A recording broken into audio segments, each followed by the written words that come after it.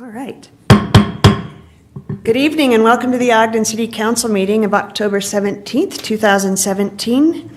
This is the 6 p.m. City Council meeting. Please note all council members are present.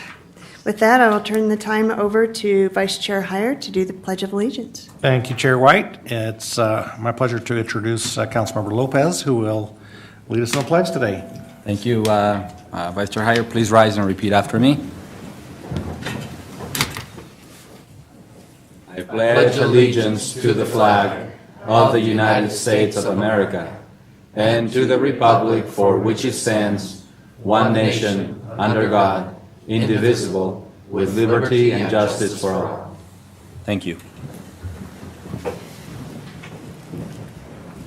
Thank you.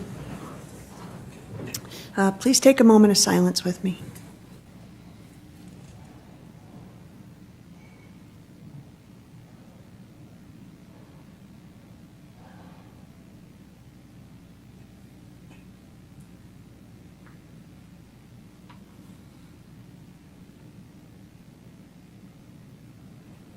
Thank you.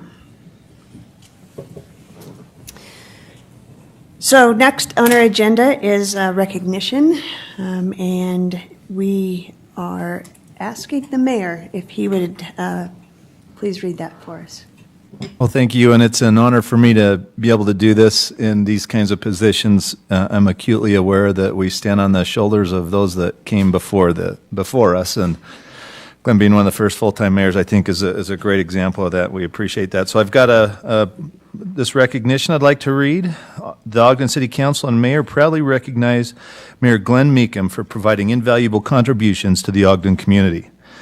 Mayor Glenn Meekum contributed substantially to the revitalization of Ogden throughout his lifetime. He was Ogden's first full-time mayor under the new form of government from 1992 to 2000.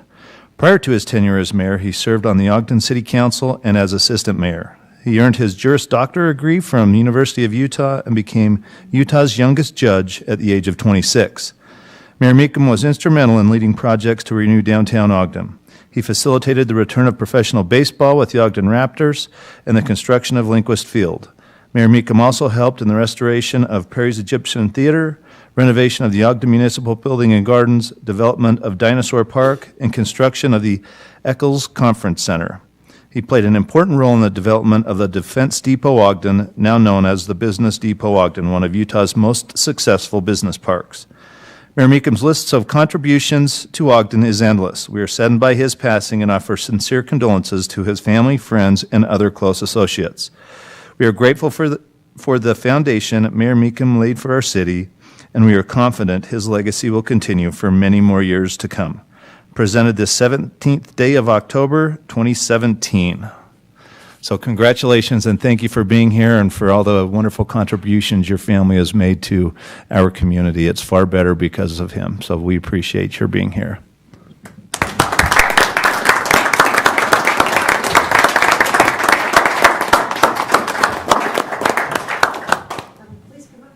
Come up and accept you. Oh, he's coming around. You will. Yes. Yeah, and Mrs. Meekum, we'll have you. The mayor's going to give you the plaque first. I can hold it. Okay. I just wanted to thank you for this honor. I wish my husband were here to accept it.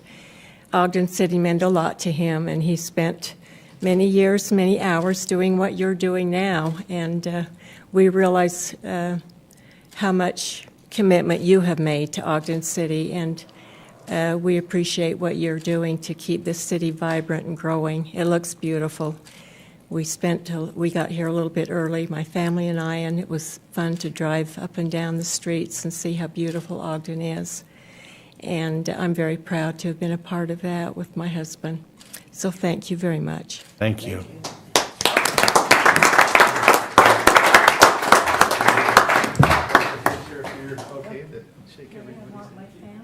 Yeah, bring your family with you.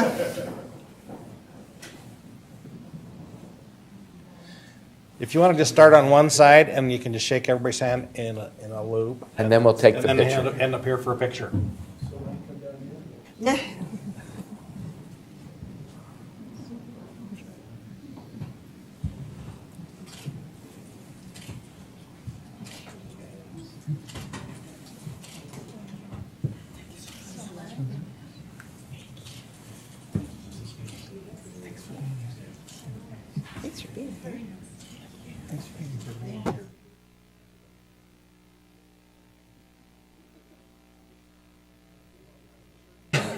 Oh, well, then you go first. Too. I'm just a yeah. Thank you. Thanks for being here. Yeah, thank you. Thanks for being here. But we know each other, but I can't remember her. Richard Hire. Thank you.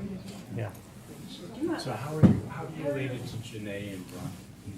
Are they hires? Yeah. They are. Probably at least third cousins. It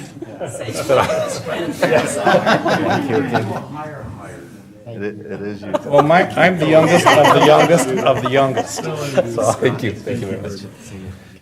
if we can get you guys to line up right here, put Mrs. Meekum in the middle with your plaque, and we'll stand behind you. And And you have a good reputation and so, but we hear good things. Oh, thank you very much. I appreciate that. Did We you try to pay stay out of Have you right checks here in the mail.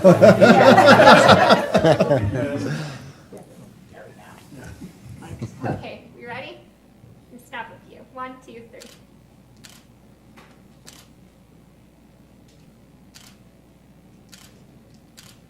Okay, I think we're good. Thank you. Thanks, you guys, very much. Thank you. Thank you. Thank you. Good to see you, Scott. Chair White, it was 22 years ago, approximately within a month or two, that Mayor Meekum appointed me to the Planning Commission.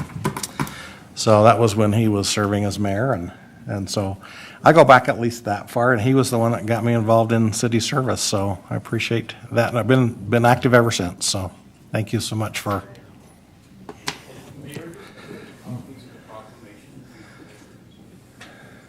I've got one here, but we can get a whole bunch of those and get them to you, if that's okay. We're happy to do that.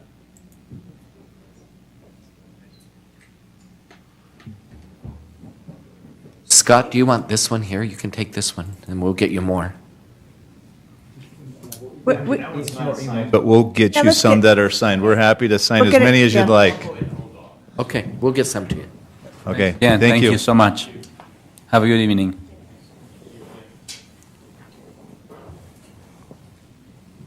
So I didn't know that the planning commission, you could be 10 when you were appointed. I know, I was young. 20 years ago. I didn't know we had Mayor Meekum to thank for you being That's here. what it was, yeah. And we still recognize him. Yeah, that's right. All right, next on our agenda is reports from the planning commission. Mr. Montgomery is excited.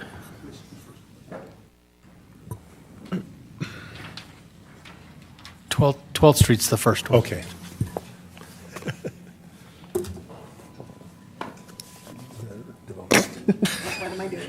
Why am I here? Okay. Madam Chair, members of the council, this is a request to amend a development agreement that had been created back several years ago for the south side of 12th Street between Lincoln and Grant Avenue. The area of concern was rezoned back in 2006 from residential to commercial. And you can see in the right-hand picture the area that is presently under the development agreement. We did a first amendment to the development agreement in 2014, and in that some revisions were made to the original plan. The request now is to do another revision. This drawing shows the plan in 2007, then the amendments took place in 2014. What the request is now is to extend the time frame of the development agreement so the final phase can be developed. The agreement would expire in 2019. The request is to add 5 more years to the project in order to give time to try to find the tenants needed to meet this last phase. One of the things that the Planning Commission talked about in their discussion was the fact that as changes have taken place over from the first concept to now, and more drive-in restaurants have been developed, the concern that last phase, which was to have some type of retail or office component to it, still be followed through, and so the language will be added to the amended agreement that no drive-through facility will be allowed for this final phase. It does not mean it can still be a sit-down restaurant, That'd be one of the commercial activities. But the addition of any drive-through window would not be considered with the revised language. With that addition, the Planning Commission had recommended to you by a 6-0 vote to amend the development agreement. And I should mention that the petitioner is here, if you have any questions of him also. Any questions of Mr. Montgomery before? I have one. Are we just talking about that Lot 3? Is that all we're talking about? Correct. That's what this Okay. development amendment would be. So that's the final phase, I guess? Uh-huh. Okay. And then did we give him or the development any incentives? No. This is There all was no market-driven. time frames based around incentives? Yeah, this is all market-driven, so. And then one other one, just in relation to the other development that had gone in there, what's the lot? Did your first slide show the lot size compared to the other two? Or the other? I'm just trying to think on that drawing, so it's 2014. I can't remember what the square footage is. If you take a look at, of course, the buildings on the Lincoln side, the Popeyes and the Freddy's. Freddy's, yeah. So we look at those two buildings, and then that gap in between is what the third lot is. Okay. So it accommodates parking, it accommodates the building. The front area that's in the shaded area is already installed as a common access easement. So all the present developments can access out to 12th Street or go to Lincoln or Grant. So there is that connection now that exists all the way in front of the lots. That lot is a little bigger than the two to the west, and especially with the part that protrudes to the south. Right. That's what I thought. I have a question. I know that there are a lot of drive-throughs around there. I mean, when you go up to, that whole intersection up Washington and 12th. And I guess so I ask myself, and maybe ask you in this case, if the petitioner came with another drive-through type of restaurant and asked for this, how would it be received, do you suppose? I guess I saw the 6-0, but I just kind of wonder, at this point, if it would really make that much difference, if it's that significant of a difference. Well, I think the question of why it was rezoned to begin with is still out there, that while you have a lot of turnover, you would still like some larger areas there that maybe add some stability that are more constant. So whether it be an office, whether it be a retail complex, if the medical clinic goes in across the street, does this have a chance to become an office where maybe if it's all fast food, how much fast food can you really take? And I think the other part of the concern is, because this is the deeper portion, what happens then with that back lot? Does it just become leftover? And so if you have a larger building, you can at least use that space rather than just leave it as a remnant that is out of the way and out of sight and neglected in the future. Is there any restriction on parking placement with this at all? No, there's not. And if it is a restaurant like you mentioned, and it's a sit-down restaurant, a drive-up is just quick traffic. You don't have to have a deeper lot to accommodate people who are staying in your facility for a while. Yeah, you don't have to accommodate as many parking stalls and things like that, yeah. And as the developer, does he already have plans for this, or is this just future whatever he wants? Well, I think he's here. You could ask him that and see what his vision is. All right, great, thank you. We'd like to hear from the petitioner, if possible.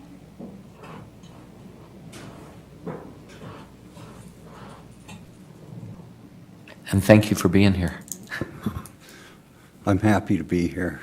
My name is Greg Glissmeyer. I'm with Woodbury Corporation, and I'm an equity owner of this parcel of ground. And I was actually the developer that did the original assemblage and worked with Greg Montgomery and the staff to get the property rezoned. I appreciate having worked with Greg. We've actually worked together for over 30 years now when we did the first Arby's on the north side of 12th Street. and I've enjoyed working with him and the staff. To answer the one question that came up, this is 1.49 acres is the size of the parcel. And we don't have any immediate plans for development. When we bought this property in 2007, little did we realize that it wouldn't develop as quickly as everything else that we had developed. And so it's been slower than we wanted. We're grateful that we've got the Arby's and the Freddy's and the Popeyes in place. And we're hopeful that we can complete this development in a timely manner and make it compatible and attractive like the rest of the development there. So I really don't have anything more to add other than to perhaps answer any specific questions that you might have of me tonight. Have you had any inquiries about the property of interests of other parties? Yes, we have. In fact, we have a developer right now who has expressed some interest in a national retail tenant. I don't know specifically who that is, but we're working with them in hopes that we can turn the corner on that opportunity. So maybe sooner than 2024 that you'd be developing this property? I'm hopeful that it'll be relatively quick, but when I was informed that we had the 2019 deadline and knowing how long these processes take, we thought it would be prudent to amend this agreement now so that we didn't run out of time, if you will.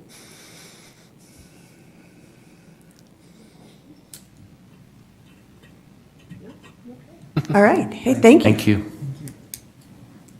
All right.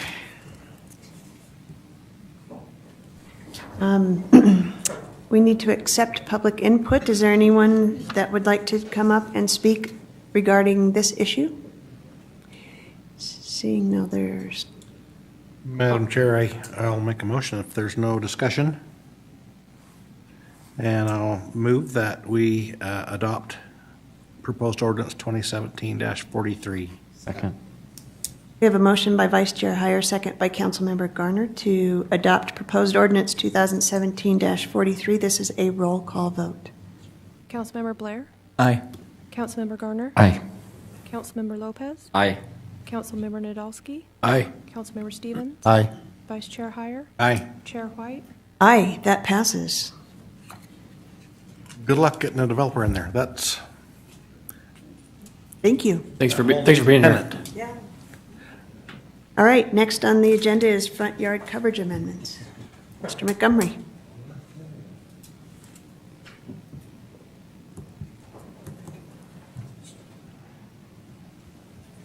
So this is a second part of the first part you looked at a few weeks ago, which was driven by a petitioner. And the Planning Commission, as they reviewed the petition, felt there were some corrections that they also would like to recommend regarding front yard parking. And so, because it wasn't part of the petition, you asked it to be separated out so you can discuss that separately and not affect what the petitioner was trying to accomplish. And so what is being recommended here is from the Planning Commission regarding what they determine a scale and neighborhood context issue regarding front yard parking. And there are actually two parts of this presentation. One is how much front yard parking is appropriate, both in terms of a non-conforming situation, such as what the original petition was about, but also in all types of city development. So I want to address first the Commission's recommendation and discussion about the non-conforming front yard parking. In other words, when I say non-conforming parking means the home that, when it was built, does not meet present parking standards. Either there is no parking for the home at all, or maybe there's one parking stall, and the people who live in the home now want to add some additional parking, but they have no access to get to the back of their property where normal parking would occur. So all they have left is the front yard parking. So under the present regulation, we would allow up to 50% of that front yard to be covered in concrete for parking. As the commission looked at this, they were concerned in these nonconforming situations that if 50% of the lot could be covered in concrete, does that start to change the neighborhood scale, especially when you have buildings close together and all of a sudden a large area is covered in concrete? A couple of examples of what they're recommending is that rather than a 50% rule be based on lot width, that it be based on the width of the house for these non-conforming situations. So in other words, if they can't get access to the back or the side to park, that the parking should be based on how wide is your house rather than how wide is the lot. So there can be some type of proportion of scale kept into the neighborhood.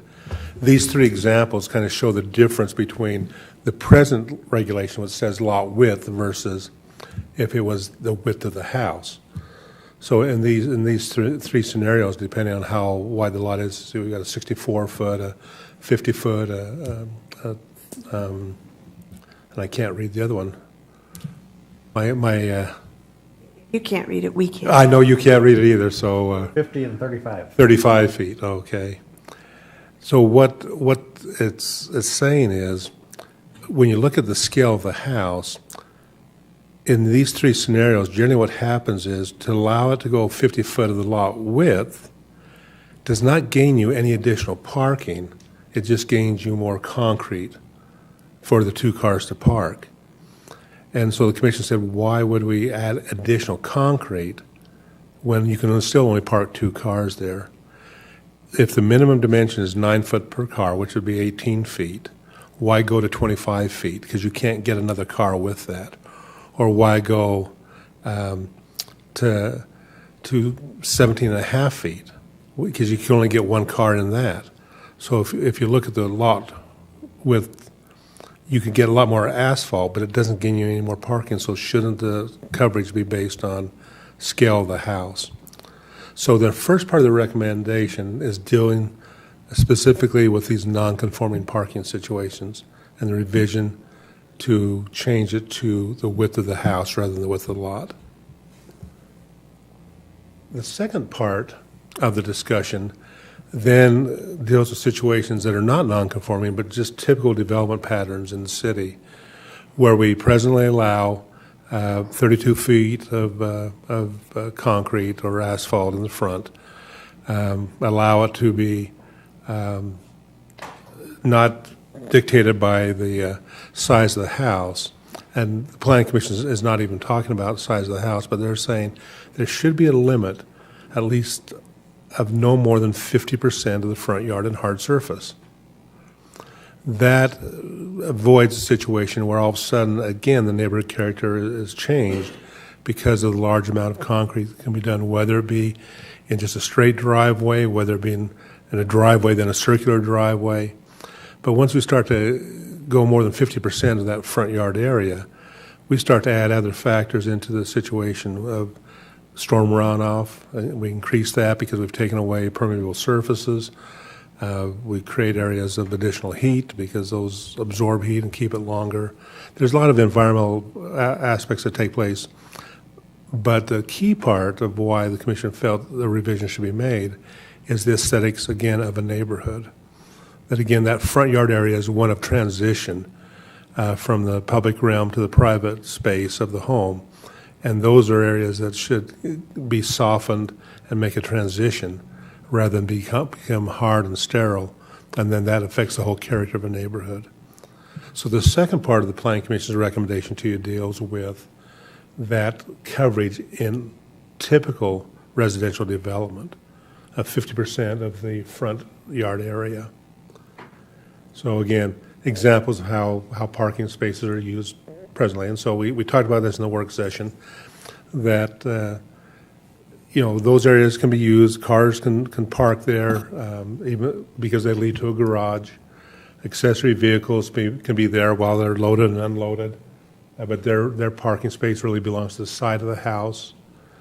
So in the recommendation of the two areas of amendments, first one the Planning Commission is recommending to you is regarding the non-conforming parking situations and changing it to 50% of the house width, or 20 feet, whichever is less, or the second part is typical residential, to limit it to 50% front yard area coverage in terms of hard surface areas. And again, that recommendation was a 5-0 vote on these two items. Any questions for Mr. Montgomery? Greg, just one. We've talked, in work sessions a lot about this. For those homes that don't, if we change this, the homes that really don't meet the requirement, that are non-conforming. Correct. What do we do with that situation? Well, they are non-conforming. They're allowed to continue and stay that way because they were built under the present regulations. So we wouldn't go back and make any changes to those. So would they have to change? No. They're just non-conforming? Correct. Okay. The longer term is legal non-conforming. Right. So is this just new development? I just wanted to verify. So my question was going to be about people wanting to put in an RV pad or a side parking on the side of the house. That's new development still? Well, that would be an addition, but if they're putting it in the side pad, this is only front yard. Just front yard. So they could still do the side pad. Now, if they wanted to expand and make it even larger, then that number comes in there. But generally, you can use your driveway, get access back that you already have. Okay. And that pad is part of the side yard, so it's not counted in that number. Isn't there restrictions on the side pad, though? If I put in the side pad, I have to be so many feet from the property line or something like that? No. The side yard parking, accessory parking can go in the side yard setback and go right to property line as long as you slope your pad in such a way that the runoff is on your property and doesn't go to the neighbor. And then you put a fence up between you and the neighbor in that side. So the side yard parking would only be counted if it was directly in front of the house. Then it would be counted in that 50%. Correct. But in that case, you can't use it to go around the side anyway. If it's directly in front of your house, you can't go around the side. So okay. In Ogden, we've got some backyard alleys. Does that play into this concept at all? In fact, again, with the non-conforming, if people can use the backyard, that'd be the preference, and use the alley to get access to it. That was kind of the item earlier on. People, maybe the alley becomes too difficult for them, so it gives them an option. But those who choose to use the alley, they can do that and park in the rear yard. If this change happens, in some instances, some homes may be able to have more parking in the front, but then in other cases may be able to have less. It's just depending on the size of the house. Correct.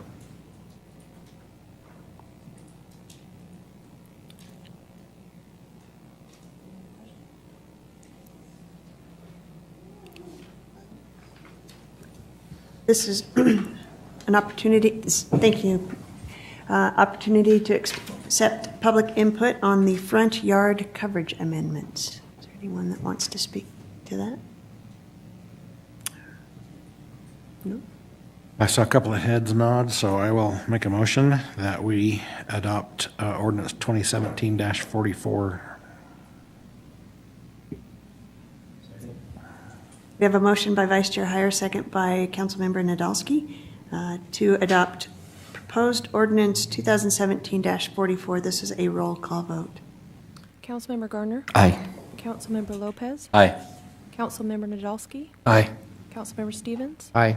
Councilmember Blair? Aye. Vice Chair Heyer? Aye. Chair White? Aye, that passes. Thanks for all your work. I know that it was difficult. We broke it up into two, but I think it was good, yeah. Thanks, Greg. All right, next on our agenda is public comments. This is an opportunity to address the council regarding any ideas or any topic. If you want, up, you have 3 minutes. Made it all a trip down here. You might as well come up and say something. Okay. All right. All right, comments from the mayor. Nothing at this time. I think you've heard from me plenty today.